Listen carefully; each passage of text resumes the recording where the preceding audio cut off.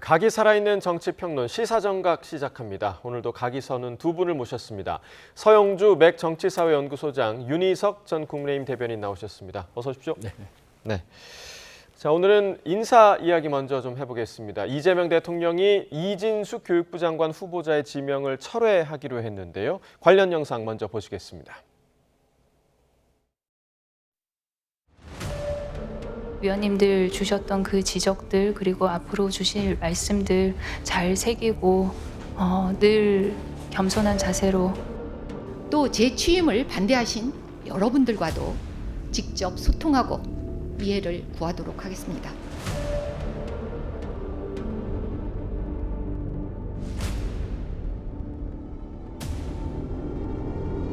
이재명 대통령께서는 이진숙 교육부 장관 후보자의 지명을 철회하기로 결정했습니다. 강선우 여가부 후보자에 대해서는 확실히 임명을 하시는 거라고 보면 되는 건가요? 그렇습니다. 그러니까 임명되지 않은 11명의 후보자 중에 이진숙 교육부 장관 후보자에 대한 지명만 철회하셨습니다.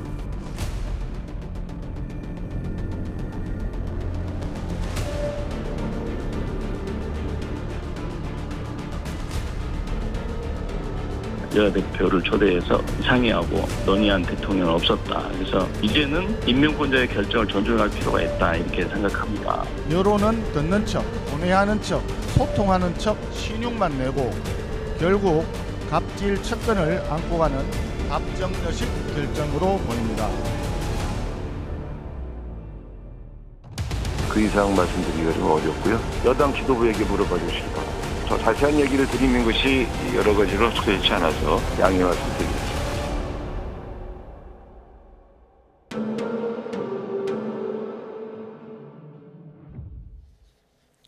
자, 이진숙 후보자에 대해서는 지명 철회를 했고요. 그리고 강선우 후보자에 대해서는 지금 임명 수순을 밟을 것으로 예상되는 그런 상황입니다. 일단은 이진숙 후보자는 자진 사퇴가 아니라 지명 철회였단 말이죠. 이게 좀 의미가 다르잖아요.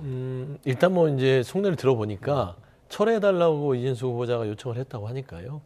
따지고 보면 임명 철회긴 하나 사실상 뭐 후보자의 의견을 들었다라는 정도로 뭐 생각하면 될 것 같고요. 이게 뭐 자진 철회냐, 뭐 자진 사퇴냐, 임명 철회냐 이 부분에 대해서는 일단 인사가 정리됐다라는 걸로 일단은 국민들이 보시는 것 같고, 다만 지금 뜨겁게 문제가 되고 있는 게 강선우 여가부 장관 후보자인데 이게 갑질 논란이라고 하고 이걸 좀 더 쉽게 풀이하면 사회적 약자에 대한 태도에 대한 문제겠죠.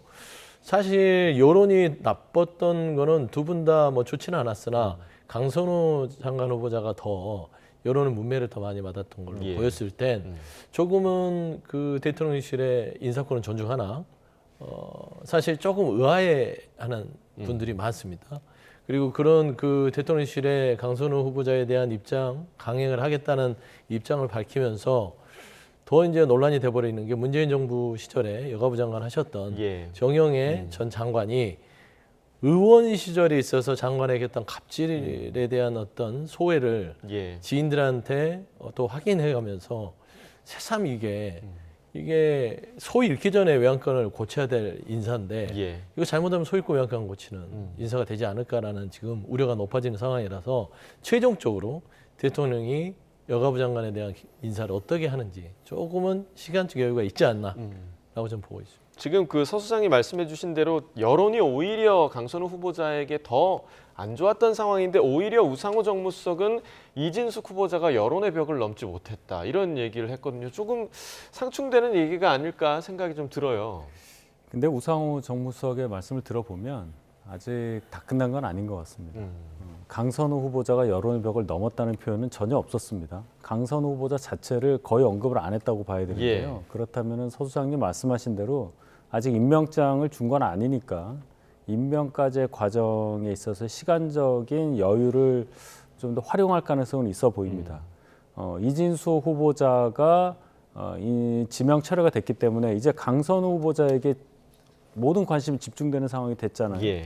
이런 상황에서 과연 그동안 의혹을 제기했었던 언론사가 추가적으로 또 뭔가를 보도할 가능성도 있는 거고, 또 그러한 것들과 맞물려서 민주당의 태도, 당 지도부에서는 이게 뭐 억울하다 또는 사실이 아니다 이런 식으로 얘기하지 않습니까? 예. 우상호 정무수석도 민주당 지도부의 요청에 따라서 강선우 후보자에 대해서 잔류시켰다 이런 식으로 말씀을 하셨기 때문에 앞으로의 여론의 향방 며칠 사이에 크게 변할 가능성도 있어서 강선우 후보자가 정말 장관 임명이 될지 여부에 대해서는 아직 확실치 않다. 네. 저는 이렇게 봅니다. 아직 마무리된 건 아니다. 그런데 이제 만약에 정말 이렇게 안고 갔을 경우에 이재명 정부의 국정 운영에 좀 부담이 되지 않을까요? 뭐 부담보다는 이제 균열이라고 할 수 있겠죠. 지금까지 이재명 대통령이 2달이 돼가는 국정 운영 과정 속에서 매우 잘한다.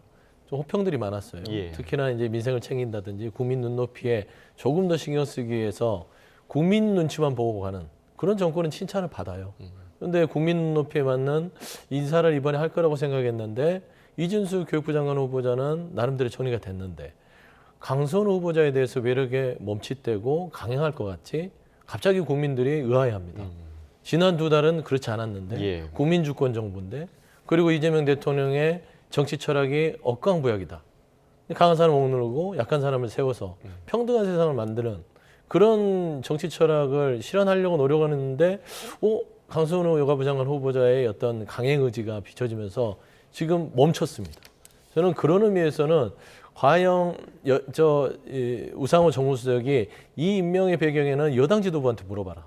더 이상 여기서 얘기하는 거는 적절치 않다. 그러면 여당 지도부의 압박이 있지 않았을까라는 것을 알 수 있고 사실 여당 지도부가 이재명 정부의 성공을 위해서 올바른 선택을 했는가를 다시 돌아봐야 될 것 같아요. 저는 크게 2가지의 오해가 있습니다. 예. 이거는 의원과 보좌진의 관계에 있어서의 갑질이 아니라 이제는 국민들은 갑에 대한 기준을 이 정부가 어떻게 생각하느냐, 집권 여당이 민주당이 어떻게 생각하느냐, 사회적 약자를 어떻게 대하냐는 기준이 되는 거예요. 그래서 그 기준에 과연 부합되는 태도인가. 두 번째는 현역 불패의 관행을 이해하려고 하는 겁니다. 그러면 국민들이 무슨 잘못이 있어도 이진숙 후보자는 교수 출신이니까 그냥 버리고 예. 현역 의원은 내 식구니까 좀 잘못이어도 감싸고 이 의원 카르텔이 가는 것들이 맞느냐. 이 2가지를 민주당 지도부가 다 안고 가는 거. 이거는 이재명 정부에 도움이 안 되기 때문에 예. 저는 이번에 아직 좀 앞서 얘기했듯이 시간이 남았기 때문에 저는 조금 더 숙고하는 결정들이 좀 이루어져야 되지 않을까. 좀 그런 말씀 좀 드립니다. 네, 아직 완전한 결정이 이뤄진 건 아니지만 대통령실에서 사실 이번 고민을 하면서 국민 여론을 지켜보겠다라는 입장을 계속해서 이제 냈었는데 사실 지난 금요일에 발표된 그 갤럽 여론조사 결과에서는 오히려 국정 지지율이 상승하는 듯한 그런 느낌을 줬는데 오늘 하락했습니다. 오늘 리얼미터 결과가 2.4%포인트 마침 오늘 하락을 해서 근데 이 조사기관에서 그 이유를 분석을 한 게 이제 인사 문제를 꼽은 것 같아요. 그러면 일단 어제 그런 발표를 낸 거였고 오늘 이러한 결과가 나왔으니까 그럼 오늘 이후에는 또 입장이 바뀔 수도 있을까? 이런 생각도 좀 들거든요. 예, 여론 향방에 촉각을 곤두세울 수밖에 없는 초기의 이 새 정부 입장에서는 당연히 이 여론조사 결과에 대해서 예민하게 받아들일 것으로 보입니다. 예. 물론 이제 이것은 통계적 예측치니까 절대적인 것은 아닐지라도 이 조사를 수행한 여론조사 기관에서 얘기를 했잖아요. 인사 문제가 아마도 원인일 거다 이렇게 얘기를 하고 있어요. 사실 새 정부가 출범한 지 한 달 조금 넘었기 때문에 특별한 업적이 있을 수가 없습니다. 결국 국민들이 판단하는 것은 인사를 어떻게 하느냐 이것이 주가 될 텐데 지금 이 강선우 후보자 지명으로 인해서 벌써 이제 얼마째입니까? 몇 주 동안 계속 이런 얘기들이 나오잖아요. 이건 정권에 큰 부담이 된다는 것은 아마 누구도 부인하지 않을 겁니다. 도대체 무엇 때문에 강선우 후보자에 대해서 결단을 내리지 않는지 저는 그 민주당이 결국 이제 이재명 대통령이 당선됐으니까 당은 당대로 가겠다는 생각을 하고 있지 않느냐 이런 생각도 해봐요. 결론적으로는. 그래서 이재명 대통령도 지금 마음대로 인사권을 행사하지 않나 이런 생각까지 들 정도로 그만큼 강선우 후보자에 대한 국민적인 반감이라든지 그 의혹의 깊이가 크다. 이걸 더 제가 강조하고 싶습니다. 예, 오늘 아무래도 이제 우상호 정무수석의 이야기를 좀 많이 들어볼 수밖에 없는데 오늘 아침에 우상호 정무수석은 또 이와 관련해서 이러한 이야기를 하기도 했습니다. 함께 들어보겠습니다. 이 결정에 가장 영향을 많이 미치신 것은 여당 지도부의 의견이었다고 저는 그렇게 판단하고 있습니다. 현역 의원이라는 점, 그러니까 동료라는 점이 반영이 된 건가요? 여당 지도부에게 물어봐 주시기 바랍니다. 사실은 2명 다 안 된다고 하신 여론도 꽤 높았죠. 근데 어쨌든 여러 가지 의견을 제가 가감없이 전달했고요. 예. 최종적으로 인사권자는 이렇게 판결하셨는데 왜 이러한 결정을 내렸는가에 대한 설명을 저한테 하시지는 않았습니다. 다만 제가 강선우 후보자에 대한 여러 다양한 의견을 전달해 드렸는데 네. 가장 마지막에 가장 영향을 미친 거는 제가 볼 때는 강선우 후보자의 경우는 여당 지도부들의 의견이 가장 영향을 미치는 것으로 보인다라고 제가 말씀드린 것이거든요. 예. 근데 이게 좀 이례적이지 않습니까? 그러니까 이제 여론이 안 좋은 사안에 대해서 결정을 하는 문제인데 이 부분에 대해서 정무수석이 여당 지도부의 결정이 가장 큰 영향을 끼쳤다. 마치 책임을 약간 돌리는 듯한 느낌도 좀 들고요. 좀 어떻게 들으셨습니까? 근데 우상호 정무수석이 무슨 책임을 돌릴 사람은 아니고요. 예. 사실 말을 굉장히 유연하고 매끄럽게 하시는 분의 하나인데 굉장히 어렵고 조금 애둘러서 얘기를 하는 거예요. 오늘 상당히 말을 아끼더라고요. 그렇죠. 예. 사실 이제 정무수석이 라디오나 언론의 인터뷰를 통해서 인사에 대해 설명한다는 건 진화하는 의미가 있습니다. 나와서 이제 설명들을 하는 것이죠. 사실 그 가감 없이 전달했다는 것은 그렇게 좋지 않은 부분을 전달했다는 부분인 것이고 우려를 전달했다고 볼 수 있는데 결론은 나왔잖아요. 그런 여론이 안 좋은 것을 보고를 드렸으면 대통령께서 그 부분에 대해서 그대로 받아들였다면 그게 국민의 눈높이라면 두 사람의 인사를 철회했을 것인데 마지막에 여당 지도부가 강력하게 우리가 껴안고 가겠다라고 하니 의회를 존중하는 입장에서는 여당 지도부가 집권 여당이 한다는데 대통령이 그걸 또 뿌리치기도 애매합니다. 그래서 저는 이번 강선우 이 후보자에 대한 임명이 결정이 된다면 집권 여당인 민주당이 결국에는 국민의 눈높이를 본인들의 눈높이로 재단해버리는 꼴이 돼버리는 것이죠. 예를 들어 갑질은 주관적이다? 아닙니다. 갑질은 가장 객관적입니다. 남들이 보기에 평가를 해주기 때문이죠. 갑질은 주관적이면 그건 아무 문제가 안 될 수 있어요. 하지만 지금 나와 있는 현상들은 사회적 약자의 여러 가지 문제 제기가 국민들의 눈높이에는 이거는 심각한데 수준까지 올라왔기 때문에 이런 얘기가 되는 것이지 이 부분을 가지고 아무렇지도 않고 일과 어떤 업적으로 평가받겠다. 지금은 일과 업적에 대해서 논하는 게 아니잖아요. 후보자에 대해서. 그 갑질에 대한 명확한 기준에 대해서 국민적 눈높이를 털어줘야 되는데 그거는 아무렇지도 않고 묻어놓고 갑자기 일로 평가를 받겠다면 어디 이게 도문서답하는 격이잖아요. 그래서 저는 이 집권 여당이 앞으로 이재명 정부를 도우려면 조금 더 대통령이 못 보는 국민의 눈높이를 더 보고 전달해야 되는데 반대로 지금 국민의 눈높이를 해석하면 안 된다. 그래서 저는 아직 결정된 건 아니나 지도부 자체도 국민의 눈높이를 조금 더 좀 이 국민의 시각에서 봤으면 좋겠다. 그런 말씀드립니다. 앞서 저희가 이제 영상에서 그 야당의 반발의 목소리를 듣기도 했습니다만 만약에 이제 이재명 정부에서 이렇게 좀 강행을 한다고 해도 야당 상황이 지금 좋지 않은 상황이기 때문에 조금만 시간이 지나면 여론이 잠잠해질 거다라는 예측에 대해서는 야당에서는 상당히 좀 뼈아픈 부분일 것 같아요. 저희 당 상황이 안정되지 않아서 그런 해석을 하시는 분들이 많다는 것도 알고 있고 또 그 부분도 아프게 여기고 있습니다만은 저희 당을 지지하는 분들 외에도 민주당 지지자분들 내부에서도 강선우 후보자에 대해서 거부감을 많이 느끼고 있잖아요. 특히나 민주당 소속 의원들 그분들과 같이 일을 하는 민주당 보좌진들이 거의 2,000명 가까이 되잖아요. 그분들이 한 목소리로 전현직 민주당 보좌진 협의회 회장들까지도 한 목소리로 강선우 후보자에 대해서 질타를 했는데 이걸 끌고 가겠다는 속내를 전 잘 모르겠습니다. 결론은 민주당 지도부와 강선우 의원과 도대체 민주당은 어떤 구조로 그것이 연결돼 있길래 이런 현상까지도 눈 감으려고 하는 거냐. 을지로위원회, 을을 지키는 위원회 이런 것도 만든 당이잖아요. 민주당이. 앞에 이름에 민주가 있잖아요. 더불어도 있고. 그 이름에 맞는 행동을 지금 하고 있느냐. 특히 지도부에서 이것이 사실이 아닐 수 있다. 이런 얘기까지 하니까 글쎄요. 민주당의 정체성을 잃어버리는 것 또는 보좌진과 의원들 간의 그 유기적인 어떤 생각들, 그런 가치 체계가 무너지는 그런 현상까지 갈 상황이라고 저는 보기 때문에 왜 강선우 의원을 저렇게까지 보호해야 하는지. 강선우 의원이 뭐 4, 5선 되는 중진도 아니고요. 강선우 의원의 정치적 위상이 정말 민주당 내에서는 어떤 식으로 그렇게 센 건지 저는 잘 이해를 못하겠습니다. 그러니까 당 내부에서 이렇게 다른 목소리들이 있다 보니까 강선우 후보자가 이제 의원들 찾아다니면서 약간 구명을 해달라라는 식으로 이제 얘기를 했다는 얘기도 좀 들리더라고요. 뭐 그건 자연스러운 현상일 수 있어요. 그게 나쁜 건 아니고 예, 예. 본인의 인사에 있어서 좀 도와달라. 누구나 그러지 않겠습니까? 그래서 저는 거기에 대해서 비판을 하고 싶지는 않고요. 다만 판단을 하는 것입니다. 결국에는 그 판단의 기준이 누구냐가 문제죠. 예. 그러니까 의원 카르텔, 제19 감싸기라는 것들은 편의대로 그냥 판단하는 겁니다.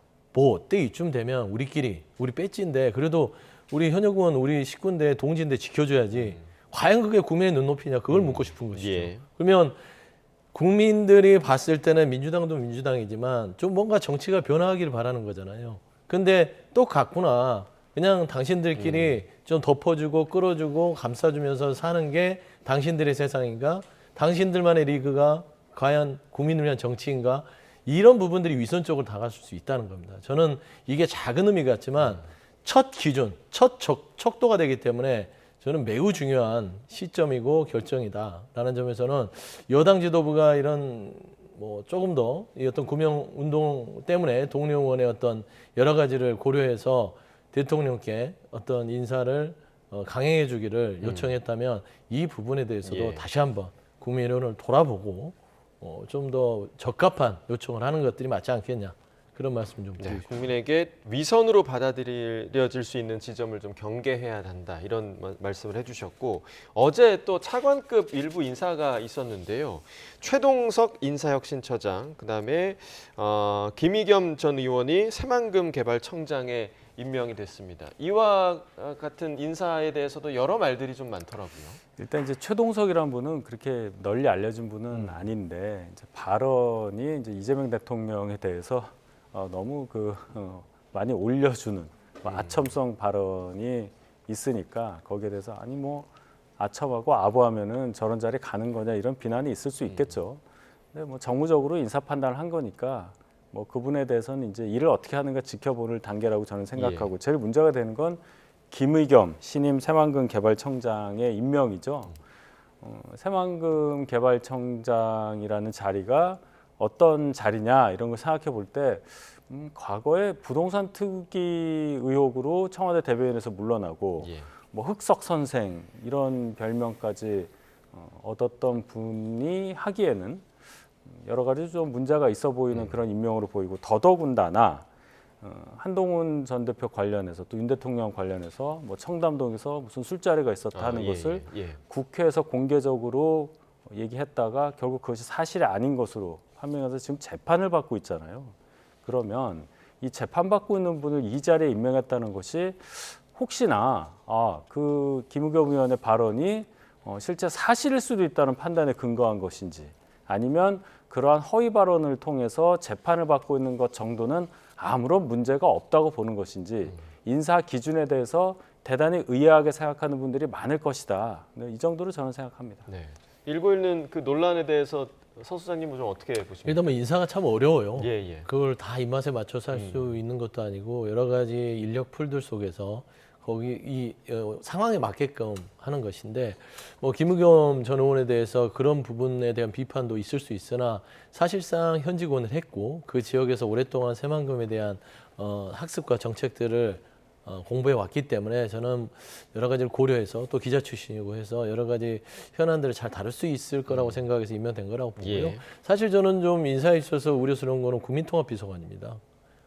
강준욱 비서관이라고 그분이 사실상 이게 보수를 않는다는 입장에서 임명을 했다고는 하나 통합인사라기보다는 이거는 좀 위험인사를 지명을 했다.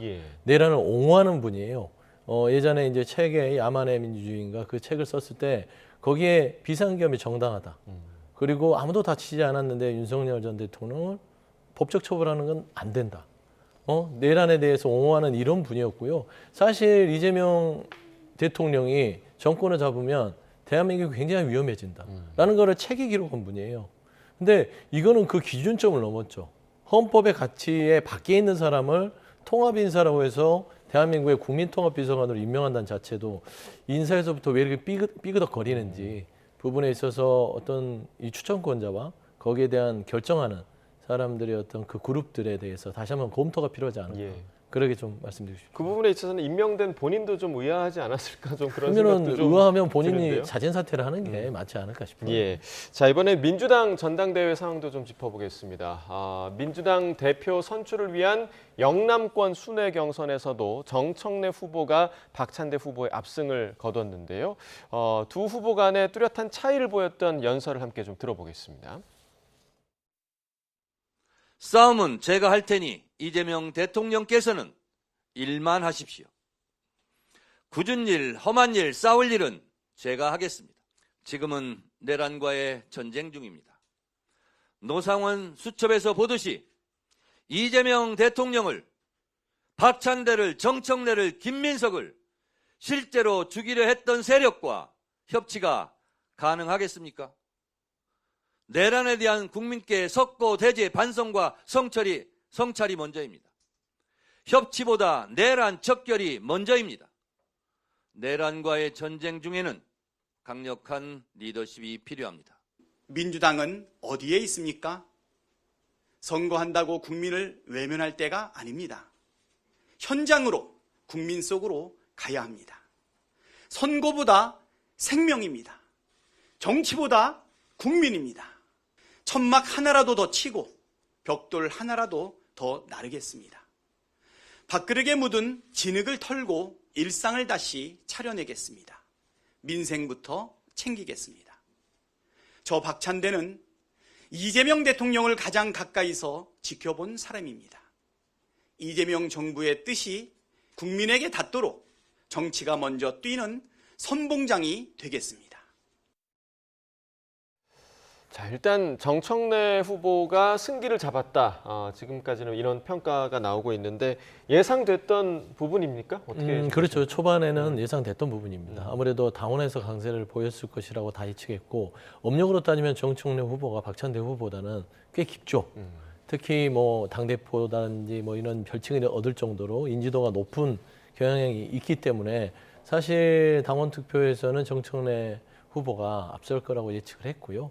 사실 그 포인트가 한 25%포인트 정도의 격차를 대략 보이는데 일단 영남 충청이 전체 민주당 당원들이 차지하는 포지션이 한 20% 정도 됩니다. 나머지 호남 수도권까지 하면 이제 80%의 권리당원의 투표가 남아 있고요.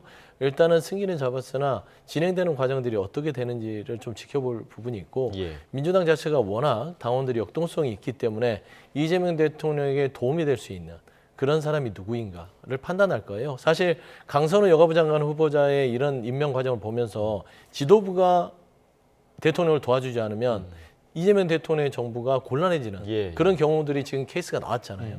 그래서 지도부가 호흡을 갖지 못하면 이재명 대통령도 곤혹을 치를 수 있다라는 측면에서 아마 당원들이 시간이 지날수록 그런 부분들을 판단하고 선거에 임하지 않을까. 일단은 좀 더 그 수해 현장의 복구가 먼저라고 해서요. 호남 수도권 부분들을 8월 2일 전체로 해서 원샷으로 치르기로 밀어놨거든요. 저는 그런 부분들도 아마 전당대회에 또 다른 그 변수의 요인으로 작용할 거라고 봅니다. 누가 민주당 대표가 되느냐에 따라서 향후 야당과의 관계에도 조금 차이가 있을 것 같은데 어떠십니까? 두 분이 지금 성향이 극명하게 갈린다는 걸 보여주는 연설 장면이었는데요. 정청래 후보 얘기만 들으면 민주당은 아직도 야당인 것 같습니다. 지금 싸워야 된다는 얘기를 하잖아요. 이게 적절한 단어인지 저는 잘 이해를 못하겠어요. 이재명 대통령은 일만 하고 자기가 싸우겠다. 내란을 선동한 세력과는 협치가 될 수가 없다. 도대체 정권도 바뀌었고 이제 국정을 맡아서 운영을 하고 있는 민주당 정부인데 뭘 어디까지 할 거냐. 개인적으로 뭐 맺힌 것이 있어서 저렇게 말씀을 하신지는 몰라도 새로 출범한 정부를 뒷받침해야 되는 첫 여당의 대표로서는 너무나 과한 언사다. 이것이 과연 국회 운영에 있어서 야당과의 관계에 있어서 무슨 도움이 될지 이렇게 강경 일변도로 나가는 것이 민주당 전체 구성원들에게 좋은 영향을 줄지 거기에 대해서 정청래 의원은 다시 한번 생각하시는 게 어떨까 이렇게 봅니다. 네, 순회 경선 결과 좀 지켜봐야 될 부분일 것 같고 국민의힘 이야기로 좀 넘어가 보도록 하겠습니다. 지금 국민의힘은 전한길 씨가 등장을 하면서 당 안팎으로 우려의 시선이 상당한 상황인데요. 전한길 씨는 연일 강성 발언을 이어가고 있습니다. 윤희숙 혁신위원장의 목소리까지 같이 들어보겠습니다. 현실적으로 누구를 출당시키거나 할 때는요. 출당했다가 복당할 때는 심사를 하지만은 자유롭게 가입해 있고 민주적인 이게 공당 아닙니까? 그래서 저는 출당시킬 만한 명분도 없고 방법도 민주 어떤 뭐 징계위원회를 열어야 되지 않습니까? 한동훈 이런 사람은요. 지금의 문제가 아니라 앞으로 보수 우파가 정치를 하는데 국힘은 끊임없이 분열시킬 겁니다. 그래서 저는 앞으로 미래를 보더라도 이런 사람들은 절대 국힘 믿지 말고 김상훈 따라서 민주당 가라고요. 전한길 씨는 당에 이미 입당을 했더라고요. 그리고 당에서 그 입당 절차에 하자는 없다. 우리 당은 입당하는 사람을 특별한 문제가 없으면 일단 받아들여야 된다고 보고, 그래서 문호를 개방하자 이렇게 하죠. 그런 장을 깔아주는 당의 중진들이 가장 큰 문제입니다. 그분의 목소리를 우리 당의 목소리인 것처럼 증폭시키고 당의 목소리인 것처럼 국민들에게 오해하게 만드는 우리 중진들의 그 무책임, 본인들의 정치 생명을 위해서 당의 지도부가 여기에 대해서 좀 행동이 있어야 된다고 생각해요. 어떤 행동? 출당도 가능? 그렇죠. 저는 그래야 된다고. 판을 깔아준 중진들한테도 저는 징계해야 된다고 봐요. 제가 그분들에게 거취를 요구한 것보다 더 세게 지도부는 해야 돼요. 자, 윤 대변인이 일단 전한길 씨 발언 어떻게 들으셨습니까? 요즘 발언하는 걸 들어보면 이것저것 재지 않고 말 그대로 지금 발언을 쏟아내는 것 같은 그런 느낌이 들거든요. 방금 전에 전한길 씨 발언하는 그 방송에 제가 뒷순서에서 제가 직접 봤습니다마는 굉장히 흥분돼 있는 것 같았고 본인이 대단히 의로운 일을 하는 것 같은 그런 느낌으로 발언하는 것으로 저는 느꼈습니다. 지금 전한길 씨를 제가 볼 때는 객관적인 판단을 못 하시는 것 같아요. 여러 얘기들을 하는데 이 당의 주인이 이제 본인으로 생각을 하고 또는 본인이 굉장히 많은 사람들의 지지를 받고 있다고 생각하고 선을 넘는 발언들을 많이 하고 있습니다. 자, 저희 당은 민주당도 마찬가지지만 입당하는 과정에서 심사하는 규정을 두고 있고 또 입당한 이후에도 당원으로서의 품위 유지라든지 이런 부분에 있어서 문제가 있으면 당에서 내보내도록 할 수 있는 그런 규정들을 갖고 있어요. 지난달 9일에 입당을 했으니까 입당 심사는 일주일 안에 해야 돼서 그 부분은 기간이 도과했죠. 그런데 지금 당원으로서 저런 발언한 거 아닙니까? 그리고 그 이전에도 여러 발언을 했고 저희 당의 가치와 너무나 다른 발언을 하시기 때문에 아마 당에서 적절한 조치가 있을 것으로 보이고 윤희숙 혁신위원장의 발언 말맞다나 이분에 대해서 당내에서 옹호를 한다거나 그런 부분에 대해서도 분명히 문제제기가 있을 것으로 저는 생각합니다. 자, 그리고 이제 이어서 김문수 후보의 입장도 좀 나왔는데 모두 받아들이자 이런 느낌이었어요. 그러니까 마치 전한길 씨의 그 세력을 본인도 이제 업고 가고자 하는 그런 의도로 좀 보였거든요. 어떻게 그렇죠. 보셨어요? 보이는 게 다인 것 같고요. 사실상 김문수 전 후보 같은 경우는 국민의힘의 당대표 출마를 하면서 문호를 개방하자. 사실 그 외적으로부터 그 성문을 굳게 닫고 뭔가 그 안에서 생존으로 해서 지키려고 하는 그 상황에서 안에 들어가서 성문을 열어주자 하는 그런 느낌이에요. 김문수 후보가요. 예를 들면 밖에 있는 세력이 뭐겠습니까? 아스팔트 세력이죠. 쉽게 해서 정광훈의 자유통일당이나 전한길 씨의 여러 가지 극우적인 생각을 가지고 있는 반헌법적 세력들을 받아들이고 국민의힘의 식구로 받아들이자. 그럼 결국엔 지금 전한길 씨는 국민의힘을 접수하러 온 거 아닙니까? 극우의 힘으로. 다시 국민의힘을 내 것으로 만들겠다라는 표현을 대놓고 했어요. 근데 이거를 자당의 당시 대선 후보가 문을 열어주자고 하면 그 격도 말씀한 대로 전한길의 힘을 내가 이번에 전당대회에서 활용하겠다라는 것이죠. 장동혁 의원도 마찬가지입니다. 출마 선언을 하면서 똑같은 얘기를 했어요. 탄핵 반대에 대한 부분들 그리고 탄핵 찬성을 하는 이 무리들이 당을 어지럽히고 있기 때문에 이 사람들을 깨끗하게 없애야 된다는 식의 좀 격앙된 메시지를 낸 것으로 확인해서는 국민의힘이 이제 대가 끊기기 직전이구나. 그러니까 보수 정통 야당으로서 그 명맥을 유지해왔던 부침이 있었지만 국민의힘이 이젠 거의 이제 대가 끊겨서 문을 닫을 위기에 처해 있지 않냐. 예. 저는 이런 부분에서는 공당으로서 좀 안타까움이 있는데 전환길이라는 현상을 만만하게 봐서는 안 될 것이다. 그래서 출당 조치나 이런 강력한 규제가 없이는요. 이미 다 밀고 들어와 버리면 그때서는 걷잡을 수 없을 것이다 판단됩니다. 네, 알겠습니다. 자, 조금 전에 지금 속보가 하나 들어와서 먼저 좀 전해드리겠습니다. 전방위적인 수사를 진행하고 있는 지금 김건희 특검이 수출입은행 여의도 본점을 압수수색하고 있다라는 소식이 좀 들어왔고요.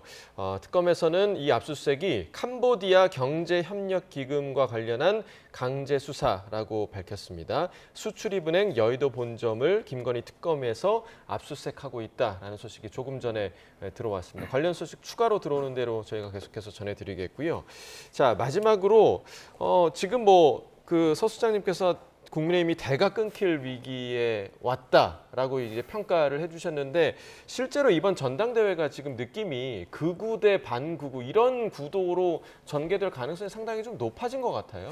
예, 그동안 당이 전당대회 앞두고도 어떻게 보면 좀 잠잠한 분위기였었는데 이제 윤희숙 혁신위원장이 당 중진들의 실명을 거론하면서 뭔가 인적 조치에 대한 말씀을 하셨고 그 이후에 전환길 씨 입당했으면서 지난주부터 많이 분위기가 바뀌었습니다. 만약에 이 상태대로 전환길 씨가 계속 발언을 이어가고 김문수 후보조차 계속적으로 전환길 씨를 두둔하는 듯한 모습을 보인다면은 전당대 분위기는 말씀하신 대로 진짜 극우 쪽으로 가느냐, 윤 어게인 당 이전, 계엄 이전으로 갈 거냐, 탄핵 이전으로 갈 거냐, 아니면 앞을 보면서 당이 변화할 거냐, 이 구도 싸움으로 될 가능성이 크겠죠. 네. 좀 지켜보겠습니다. 네, 지도부에서 전환길 씨에 대해서 이제 어떤 조치를 취하는 이 부분이 좀 관건이 될 것 같습니다. 여기까지 듣겠습니다. 서영주 맥 정치사회연구소장 윤희석 전 국민의힘 대변인과 이야기 나눠봤습니다. 고맙습니다.